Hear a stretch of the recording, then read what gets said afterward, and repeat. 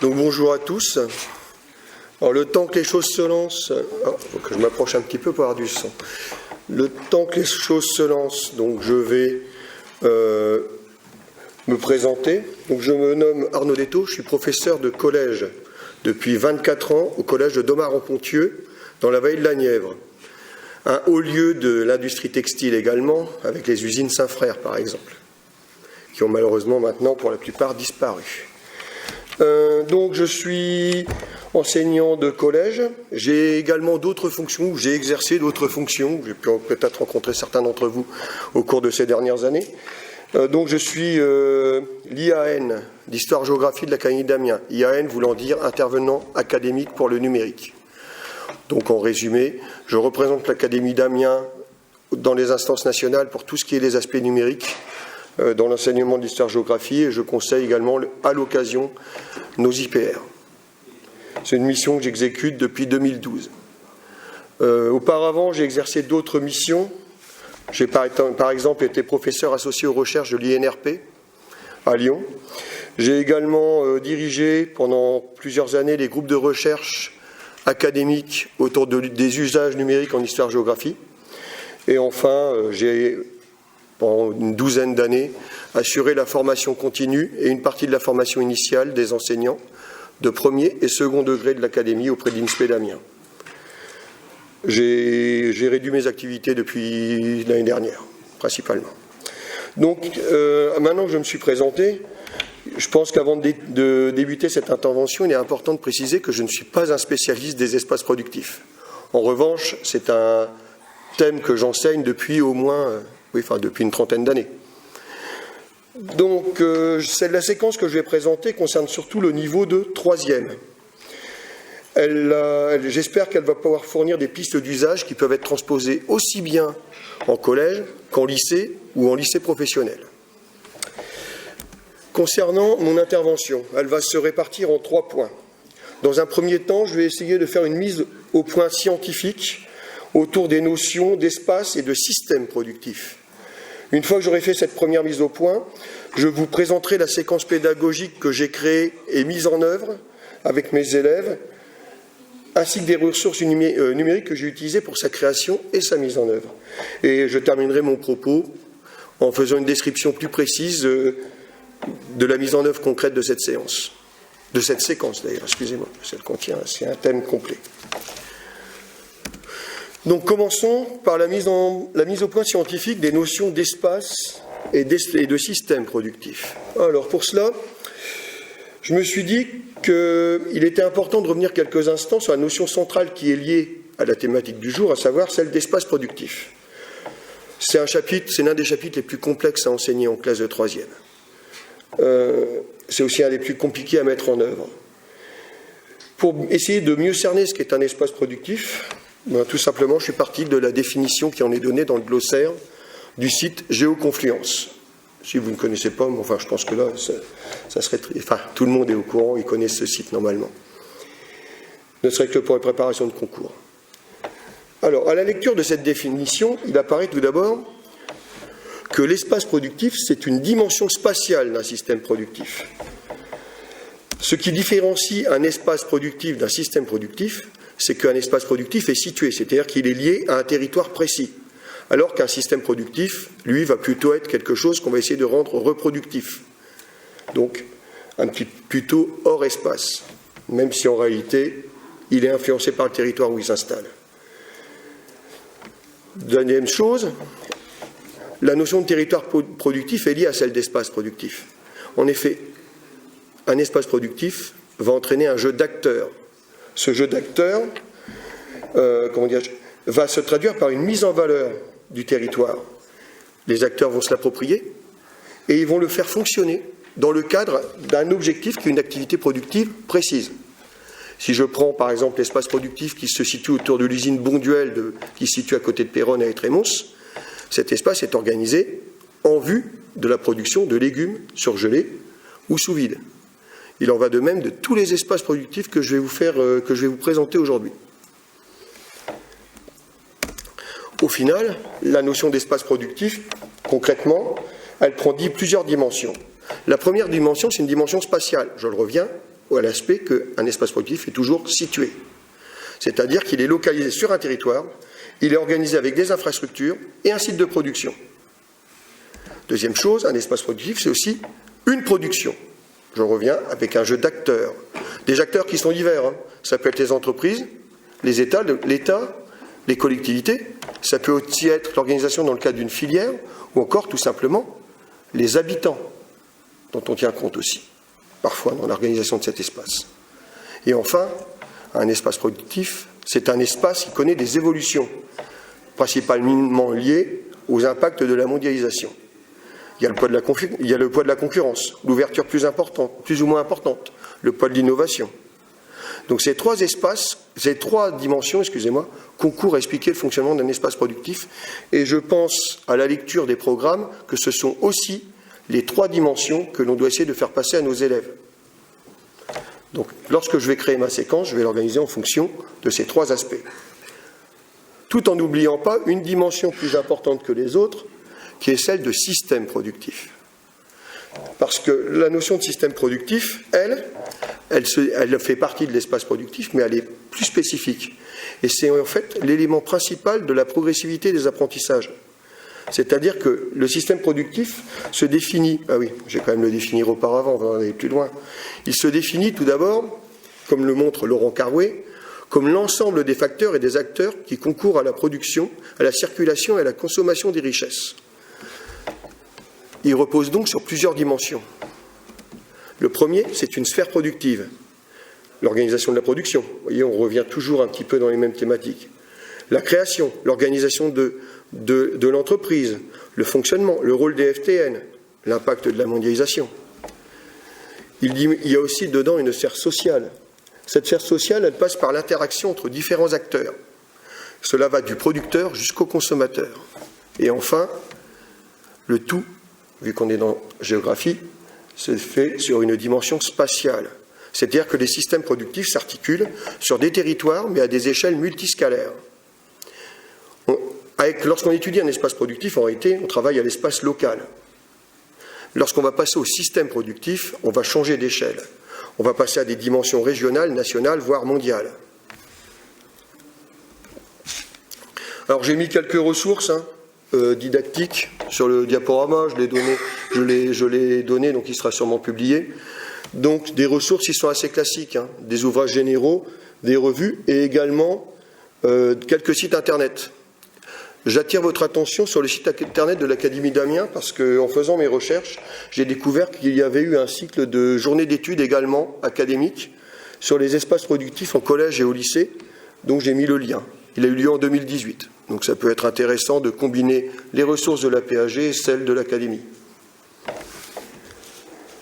Dernier point, concernant les notions d'espace productif et de système productif, je reviens dessus, ce sont des notions qui sont enseignées de façon progressive, de la 6e jusqu'à la terminale. Par exemple, au collège, en ce qui concerne la notion d'espace productif, on va commencer par travailler en classe de 6e la découverte d'espaces productifs à travers des chapitres comme habiter, par exemple, un espace touristique, un littoral touristique ou un littoral industriel. Puis progressivement, on va arriver en classe de 3e avec l'étude d'espaces productifs. Concernant les systèmes productifs, par contre, c'est plus compliqué, c'est une notion qui est une notion plus complexe. On va l'esquisser en 4e à travers, par exemple, des thématiques comme mer et océan. On peut suivre le parcours d'un porte-conteneur ou d'un produit. Et en 3e, on revient à nouveau au niveau local avec les espaces productifs. La notion des systèmes productifs, en fait, elle est surtout approfondie au lycée professionnel comme au lycée général. Au lycée professionnel, par exemple, on peut étudier dans le premier thème de seconde professionnelle une thématique qui se nomme les réseaux de production et d'échange mondialisés, où là, clairement, la notion de système productif est centrale. Il en va de même pour les programmes de première générale et technologique, avec des études, par exemple, sur la diversification des espaces et des acteurs de la production. Lorsque j'ai créé cette séquence pédagogique, je me suis efforcé alors certes, ce sera concrètement une séquence de 3e, mais je me suis efforcé de donner des démarches qui peuvent être appliquées en lycée, qu'ils soient général, professionnel ou technologiques. À mes yeux, ces démarches, elles passent par une progressivité des apprentissages. Et donc, cette progressivité, elle passe par la mise en œuvre de sujets d'études et d'exemples qui permettent de progresser dans l'acquisition de la notion du collège jusqu'à la fin du lycée. Cette progressivité, elle passe par plusieurs aspects. Excusez-moi, il faut que je boive, c'est horrible, mais la complexification des logiques de localisation des entreprises, la multiplication des acteurs et des filières, ou encore une approche multiscalaire qui implique le passage progressif d'une échelle locale à une échelle nationale puis mondiale. Et enfin, la multiplication des exemples, des territoires et des systèmes productifs étudiés. Donc, revenons à présent, excusez-moi, juste 2 secondes. Revenons à présent à la présentation de la séquence pédagogique et des ressources numériques ayant permis sa création et sa mise en œuvre. Alors concrètement, je me suis appuyé sur des espaces locaux. Alors la carte qui est ici, j'ai voulu faire un petit rebond par rapport à l'Atlas des Hauts-de-France.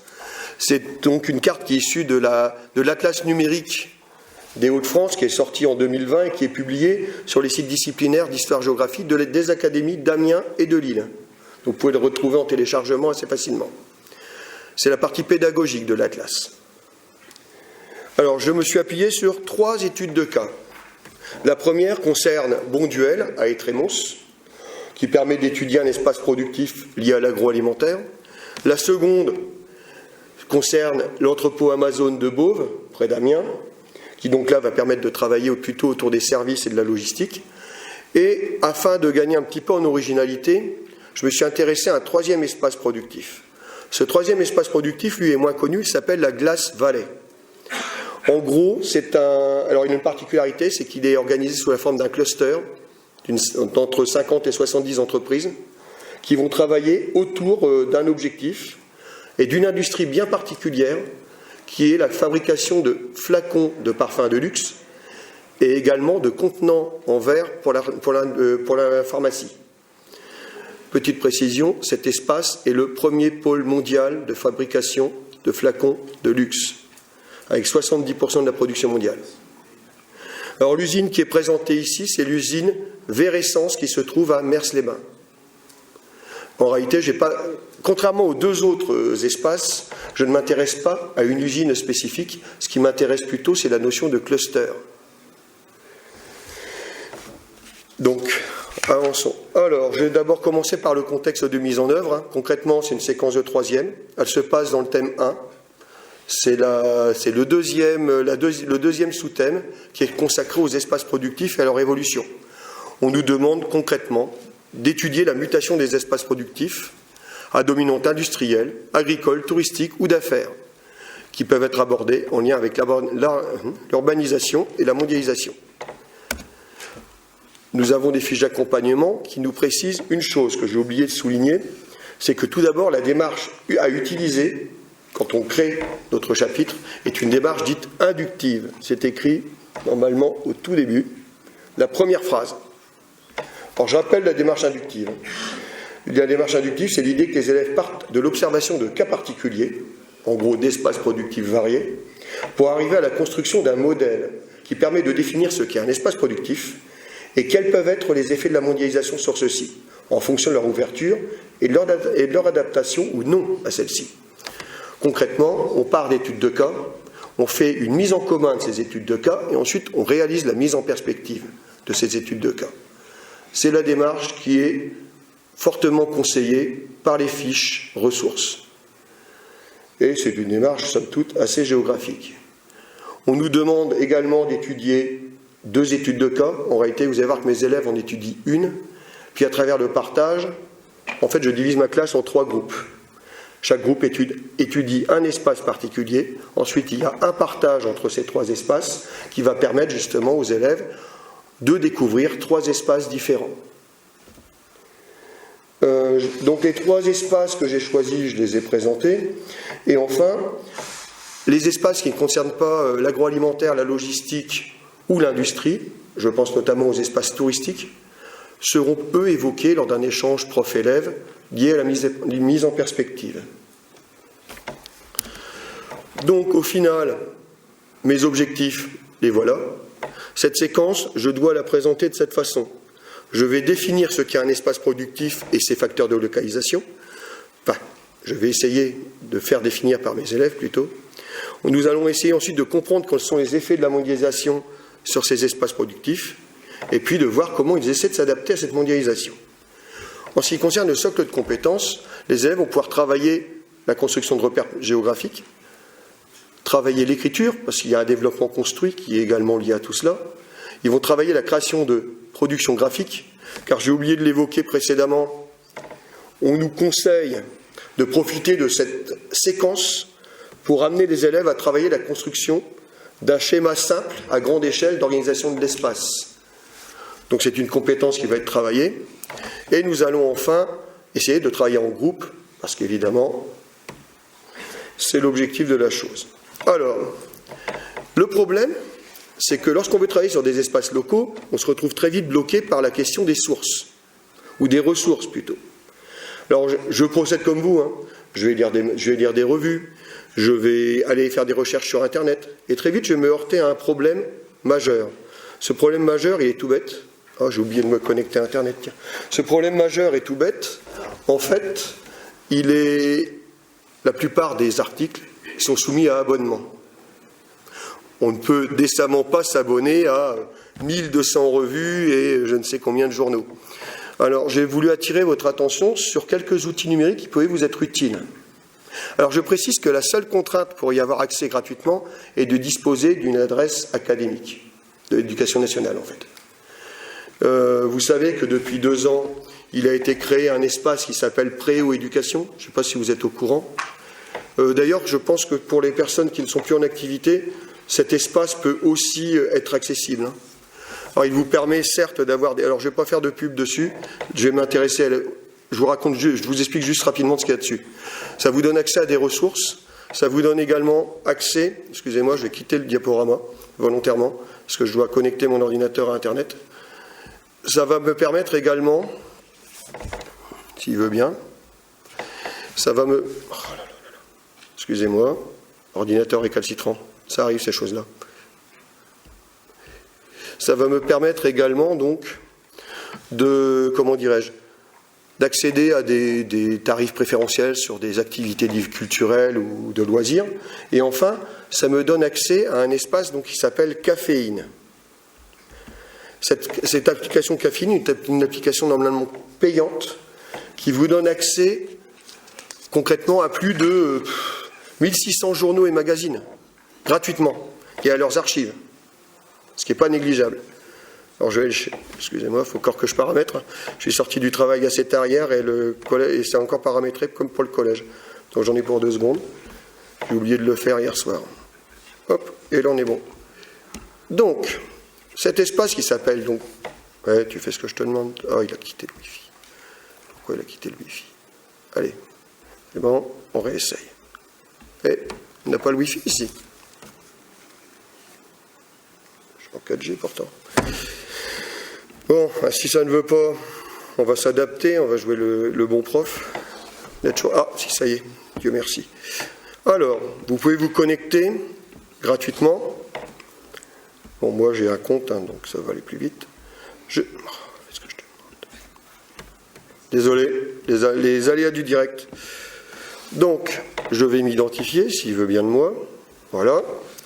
Et donc, j'arrive, vous voyez, sur un espace où il y a marqué médiathèque, art par préau, subvention, service. Je ne m'intéresse, je vous laisserai découvrir par vous-même, je ne suis pas là pour faire de la pub, la seule chose qui m'intéresse, c'est la médiathèque.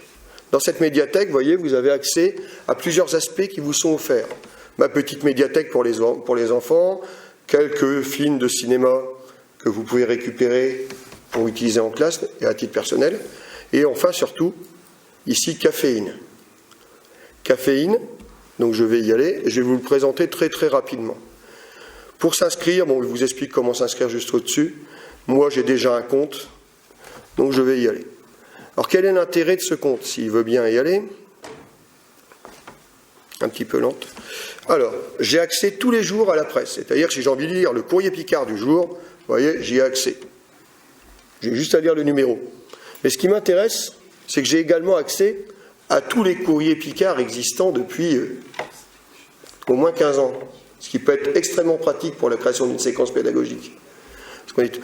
Alors en gros, ma technique, c'est souvent, je vais faire la recherche, je vais tomber sur un article, je ne sais pas, la Voix du Nord, telle date, je vais noter sur un bout de papier la Voix du Nord et telle date, et je vais la chercher dans Caféine.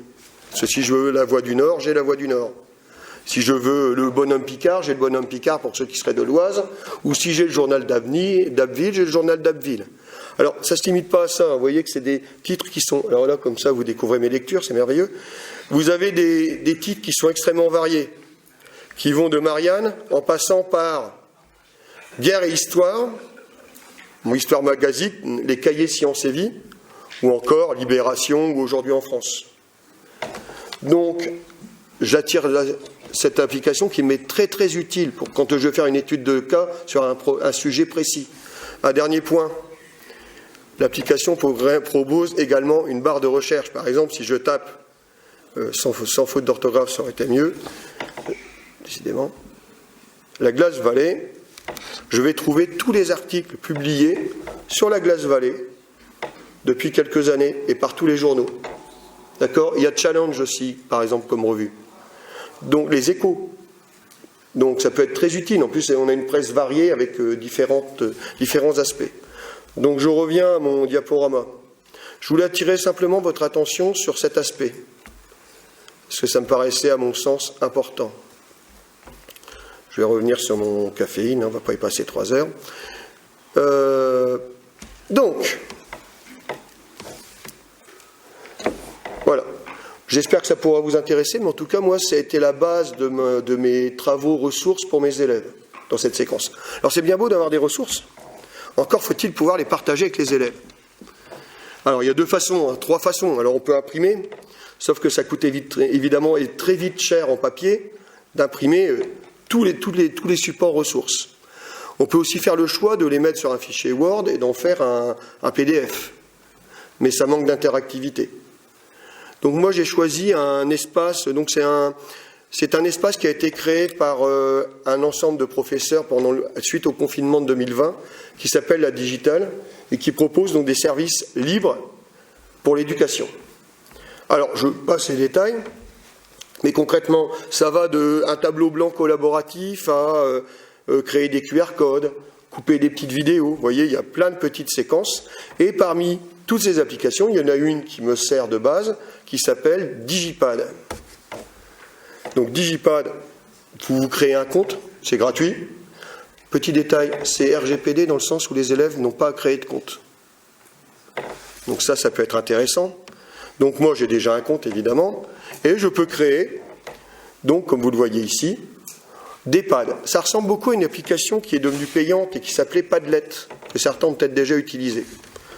Donc, je crée mon espace, vous voyez. Ici, par exemple, c'est le... Ah, excusez-moi. Faut me le dire si ça passe pas en... Parce que moi, je suis sorti du diaporama sur mon ordinateur, c'est une très mauvaise idée. Attendez, je vais sortir. Excusez-moi. Donc, du coup, je vous ai présenté un truc que vous ne pouviez voir. Donc, je vais baisser ça. C'est le problème de passer d'un ordinateur de PowerPoint à un autre ordinateur. Donc je reviens sur la Digitale. Donc la Digitale, c'est cet espace qui a été créé par des enseignants. Cet espace, donc c'est que des services gratuits et libres. Ok ?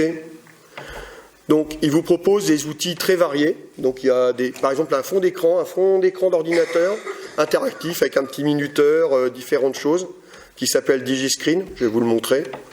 C'est pas que ça prend 30 minutes. Hein. Vous pouvez y ajouter du texte, vous pouvez y ajouter un chrono, vous pouvez y ajouter plein de petits outils, vous pouvez changer le fond d'écran évidemment, avec l'image de votre choix. Donc ça, certains d'entre vous ont peut-être déjà vu. Donc plein d'outils simples et rapides, qui ne demandent pas de connaissances informatiques, pas d'installation. D'accord ? Parmi ces outils, donc j'ai choisi d'utiliser un logiciel, une application qui s'appelle donc, excusez-moi, oui, ferme ça. Donc décidément, ça commence bien, il ne veut plus que je quitte. C'est merveilleux. Donc Digipad. Alors Digipad, comme je le disais, ça ressemble à Padlet. Vous créez un compte gratuit, vous vous connectez, et si vous voulez partager ce que vous avez créé avec vos élèves, vous voyez ici, il y a un tout petit engrenage, vous cliquez dessus, il y a marqué lien et code QR. Vous copiez, Vous ouvrez votre messagerie de NT, vous copiez le lien, vous l'envoyez à vos élèves. Ils ont accès au digipad. D'accord ? Alors, quel est l'intérêt de ce digipad ? Il permet de proposer des documents de qualité que les élèves peuvent agrandir, s'ils le souhaitent. Oula, j'ai trop agrandi. Mais concrètement, avec une tablette, ça donne ça. Ils peuvent également avoir accès à des captures d'écran qui vont leur servir de base de travail pour la suite. Et enfin, ils ont un accès, excusez-moi, à des documents variés, et de couleur et de qualité. D'accord ? C'est la principale chose que permet ce document. Je suis extrêmement loin dans mon... Alors oui, on peut mettre en ligne des vidéos, des photos, du texte. On peut mettre à peu près tout ce dont on a besoin pour enseigner. Alors, donc là, vous voyez, je me suis déconnecté. Se reconnecter, ça prend 10 secondes. J'ai donc 3 pads, un pad pour chacun des espaces. Je reviendrai dessus après. Alors revenons à notre diaporama pour la deuxième fois, ce qui est original. Alors, concrètement, voilà, bon, ça je reviens dessus, je l'ai déjà présenté. Vous voyez, un pad se présente comme cela. C'est un lot de 7 ou 8 documents auxquels les élèves vont avoir accès. Dernier point, dernier outil que j'ai utilisé. Parce que moi, ce qui m'intéresse, c'est qu'ils puissent faire des croquis. Sauf que je me suis aperçu, c'est que quand je leur donnais le fond de carte ou le fond de croquis en version papier, très vite, ils vont dessiner dessus, ils vont faire des choses, ils vont se tromper, ils vont gommer, et ça ne va plus ressembler à grand-chose. Ce qui est mon principal problème. Donc, jusqu'à présent, les techniques que j'utilisais, qui étaient assez classiques, donnaient pas tellement droit à l'erreur aux élèves. Là, l'intérêt de cet outil, donc qui s'appelle l'application, c'est Sketchbook, Autodesk Sketchbook. Elle est téléchargeable sur PC, sur tablette, Android ou iPad, et sur Mac. Donc elle est compatible avec tous les supports numériques qu'on possède. Cette application, elle est gratuite, en ancienne version, pour les PC et les Mac. Sur les tablettes, elle est gratuite sur les Mac. Pour les autres, c'est de nouveau l'ancienne version. Mais elle fonctionne très bien, ça suffit largement pour ce qu'on veut faire. Donc elle va permettre aux élèves, elle a plusieurs avantages, elle leur donne le droit à l'erreur, ils peuvent retourner en arrière, et ça fonctionne comme un calque. C'est-à-dire qu'ils prennent leur fond d'écran, puis ils vont dessiner comme s'ils dessinaient avec un crayon de couleur, ou un crayon. Et une fois qu'ils ont dessiné sur leur image, ils peuvent supprimer l'image, et le croquis qu'ils ont réalisé va apparaître. Ils n'auront plus qu'à le reporter après l'accord de l'enseignant sur le papier, afin de garder une trace écrite. Passons à présent au dernier point de mon intervention, à savoir la description de la mise en œuvre de cette séquence. Alors pour cela, je vous la présente rapidement, mais je vais être clair, je vais me concentrer sur une seule étude de cas sur les 3, la plus originale.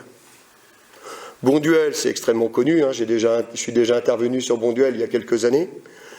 Amazon, ça a été beaucoup étudié aussi.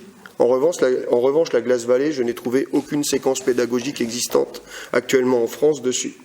Je me suis dit que ça devait être donc la partie la plus intéressante pour mon intervention. Et la plus complexe aussi. Alors, ce qu'il faut que vous... Donc en gros, cette séquence, on va pour dire, elle dure 6 heures. C'est l'ensemble du chapitre et l'ensemble du sous-thème. Elle se répartit en 2 parties. La première partie, qui dure 3 heures, va être consacrée aux études de cas et leur mise en perspective. Aux études de cas et leur mise en commun. La seconde séquence, qui dure 3 heures également, va être consacrée à la mise en perspective et elle va se terminer par une tâche cartographique, classique, sur papier. Concernant la première partie de séquence, elle se divise en 3 heures, 3 séances. La première séance est un travail en binôme de présentation de l'espace que les élèves vont étudier et de réalisation d'un schéma d'organisation de celui-ci. La deuxième séance, ce sera un travail par groupe de 4 ou 5 élèves autour d'une carte mentale pour définir les caractéristiques de cet espace et son ouverture sur le monde. Et la troisième séance est une mise en commun du travail des élèves à travers, vous verrez après, à travers une démarche particulière. Concrètement, j'ai choisi de travailler de façon, différenciée. Les études de cas se prêtent bien. La plus facile, c'est celle d'Amazon à Beauve. Très facile à lire, en bordure d'Amiens. Le croquis est facile à réaliser. Et c'est un sujet que les élèves connaissent relativement. Donc je l'ai mis en niveau fragile. Le deuxième, un petit peu plus complexe, c'est l'usine Bonduelle des Trémons. Là aussi, un site unique, mais un peu plus diversifié au niveau de son organisation. Le troisième, en revanche, est de niveau complexe, parce qu'on ne s'attaque pas à un site unique, mais à un cluster. Et là, un cluster, c'est plus compliqué à cartographier.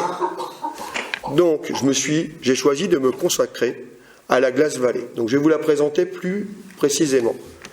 Alors, cette Glace Valley, concrètement, donc je vais aller sur le digipad pour aller plus vite. Donc, sur le digipad, qui est ici, je vous présente les différents documents très rapidement. Le premier est une carte de France que j'ai réalisée, qui permet de la localiser sur le territoire.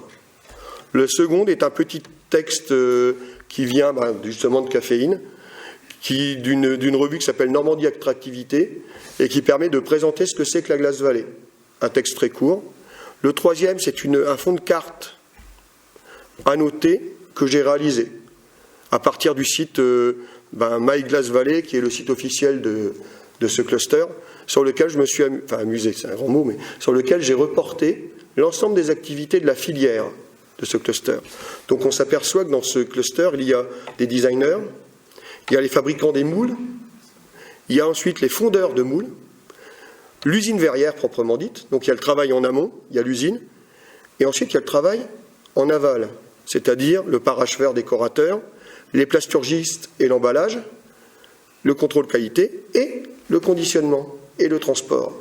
Donc on a bien un espace complètement intégré sous la forme d'une filière autour d'une production.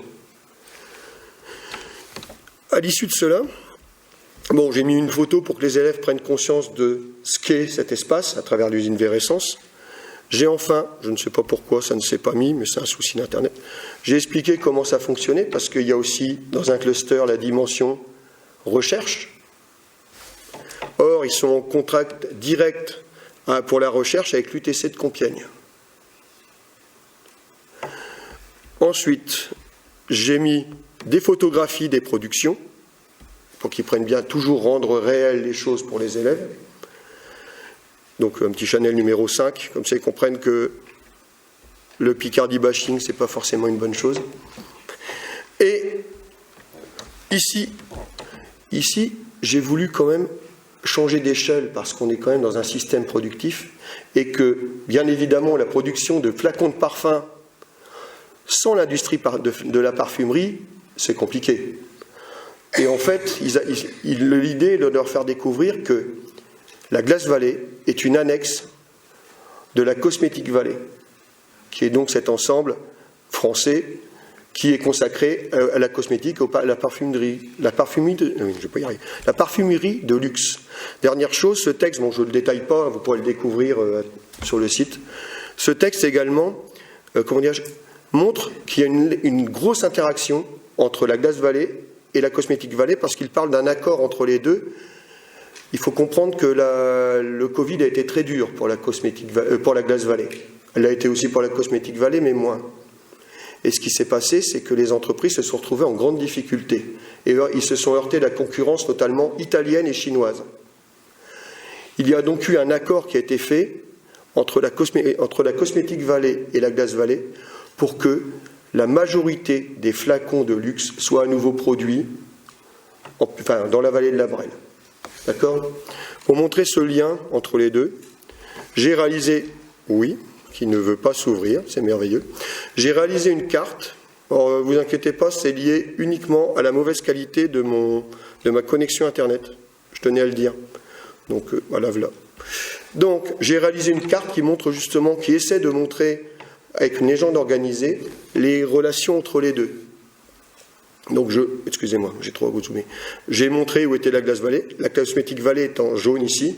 On voit bien les relations à travers les voies de communication, et surtout que c'est un espace périphérique qui est dépendant de la Cosmétique Valley. Donc voilà en gros le dossier documentaire qui est proposé aux élèves. Bon, si jamais je passe trop de temps, il ne faut pas hésiter à me le dire, parce que je n'ai malheureusement pas de montre, j'ai une main cassée, donc je n'ai pas le compteur. Il faut que j'accélère un petit peu, donc j'ai accéléré. Donc très rapidement, donc je ne montrerai pas le fonctionnement du logiciel. Je vais juste vous expliquer comment j'ai procédé. Donc les élèves commencent avec ce polycopier, qui donc concerne un petit cadre pour qu'ils puissent présenter l'espace étudié. Ensuite, un fond de carte, on va dire, un fond de croquis, des figurés cartographiques et, on va dire, un tutoriel pour utiliser le logiciel. La première étape est très rapide. Ils vont devoir, bon, je passe outre la présentation qui est simple, ils savent le faire. Ils vont devoir, à partir de la capture d'écran de la Glace Valley, tout simplement compléter la légende. Phase 1, on complète la légende du croquis de schéma, du fond de schéma. Donc ça peut donner ceci. Une fois qu'ils ont fait leur légende, ils vont passer à l'étape d'après qui est de réaliser le schéma. Pour réaliser le schéma, ils vont donc utiliser l'application. Vous allez voir, c'est c'est assez basique. Ils font une capture d'écran du fond de carte, et ensuite ils vont utiliser les petits outils. Alors ces outils, donc Sketchbook permet de créer des petits dessins, permet d'ajouter une image, permet de mettre du texte, permet de changer des couleurs, et permet surtout, et c'est la colonne qui est ici, de créer des calques. Ici donc, je vais tout d'abord aller chercher une image. Cette image, bon, une fois qu'elle est intégrée, ici je vais faire plus. Comme ça, je vais ajouter, vous voyez ici, un petit calque qui va permettre de dessiner par-dessus mon image. Ici, par exemple, j'ai représenté la Brel, uniquement. C'est juste pour l'exemple. Une fois qu'ils ont fait cela, ils vont ajouter du texte, ils vont changer les couleurs, ils vont changer la taille des outils. Et ils vont commencer à placer, par exemple, ici, les principales usines. Le port du Tréport, qui amène le sable nécessaire pour les usines. Ils vont également commencer à placer les noms des villes, Blangy-sur-Brel, par exemple. Et puis, très rapidement, ça doit juste être un brouillon. Ils vont représenter la mer, les espaces cultivés, et enfin, le cluster qu'ils vont entourer. On obtient, et vous voyez, après, je peux supprimer mon fond d'image, et j'obtiens ici un petit croquis, rapide, qui va leur permettre d'obtenir ceci après mon accord. Une fois qu'ils ont fait cela, ils ont à répondre, oui, j'accélère un petit peu, ils ont à compléter cette carte mentale en groupe de 4, qui va leur permettre de définir le fonctionnement qui leur servira de brouillon pour un travail qui est à faire à la maison, qui est un développement construit permettant de présenter l'espace productif, son fonctionnement et ses liens avec la mondialisation. Une fois que ceci est fait pour les 3 groupes, on passe à la mise en commun. Cette mise en commun, elle passe par la réalisation d'une fiche de révision qui va permettre aux élèves de pouvoir réviser pour leur DNB. On y présente que les espaces productifs, on définit ce que c'est. On montre qu'il y en a plusieurs, différents types. On explique qu'ils fonctionnent comme des filières. Ensuite, qu'ils ont des facteurs de localisation qui ont évolué dans le temps. Et enfin, on explique qu'ils connaissent des évolutions en lien avec la mondialisation. En fait, on répond aux attentes du programme. Donc là, j'ai mis la version élève et la version corrigée. Donc je vous laisserai découvrir. Et enfin, dernier temps, on va passer à la mise en perspective. Donc cette mise en perspective passe par une carte mentale, dialogue entre l'enseignant et la classe à partir d'un diaporama, et on complète au fur et à mesure la carte mentale. On obtient une carte mentale qui ressemble à ça et qui sert de trace écrite pour le chapitre et la mise en perspective. Cette mise en perspective, je l'achève par une tâche cartographique que j'ai. Alors, ça n'est pas moi qui l'ai. Je me suis inspiré fortement du nouveau manuel Nathan de 2022, qui proposait, bon, je l'ai adapté à ma sauce, mais concrètement, qui proposait de permettre aux élèves de travailler sur les tâches cartographiques qui sont attendues au DNB. L'idée, c'est aussi d'avancer au niveau de la méthodologie. Donc, on obtient une carte qui ressemble à ça au final. Voilà, je pense que j'ai terminé. Merci. Avez-vous des questions? Au cas où? Non? Bon. Pas de questions? Ah, oui? Si, j'en ai juste une. L'utilisation des logiciels que vous avez proposés. Merci. Les sites que vous avez proposés, les élèves, ils les utilisent qu'en 3e ou déjà avant? Alors. C'est leur utilisation, parce que parfois, quand je leur propose d'utiliser l'outil informatique, ça prend un certain temps, parce que tant qu'ils s'y mettent, tant qu'ils comprennent que ce n'est pas un jeu. Alors, concrètement, Autodesk Sketchbook, l'application sur tablette, il l'utilise dès la 6e. Je mets toujours un tutoriel parce qu'il est possible qu'il ne m'ait pas eu en classe. Hein. On est dans 2 enseignants titulaires, plus parfois 1 ou 2 enseignants qui viennent pour l'année. Donc tout le monde n'a pas les mêmes démarches pédagogiques. Donc je mets toujours le tutoriel. Et je les mets toujours en binôme pour une simple et unique raison, c'est qu'il y en a toujours un des deux qui maîtrise plus le logiciel que l'autre. Je m'arrange pour gagner du temps, en fait, tout simplement. Donc voilà. Après, moi, honnêtement, la tablette, je l'utilise comme un outil. Hein. Je vais vous dire clairement ce que je fais avec. Étude d'images, alors j'utilise 2 logiciels. C'est Sketchbook. Et il y a un deuxième qui est moins connu, qui est surtout dans le monde Apple, mais on peut le trouver sur PC, ça s'appelle Sketch, qui permet de tracer, de dessiner sur des images, de mettre des flèches, des petits textes, pour annoter des documents. Ensuite, ou des photographies de paysages, ou de fabriquer des petites cartes rapides. Ensuite, j'utilise un logiciel d'enregistrement, parce que je fais fabriquer des petits reportages audio ou vidéo à mes élèves. Donc moi, j'ai la chance d'avoir quelques iPads, mais on peut le faire sur PC facilement et gratuitement aussi. Hein. Ça, il suffit de venir vers moi, je vous donnerai les logiciels. Et on fait également du traitement de texte ou de l'écriture collaborative. Voilà. C'est mes principaux usages, c'est ça. Travail d'images ou de cartes, création de récits audio ou écrits. De toute façon, les compétences de base de nos disciplines, finalement. Voilà, j'ai répondu à vos questions. Et ah oui, dernier critère, le seul critère de choix d'un logiciel pour moi ou d'une application, c'est qu'il doit être gratuit. Point. Le reste, je n'en ai aucun. Voilà. D'autres questions ? Écoutez, je vous remercie.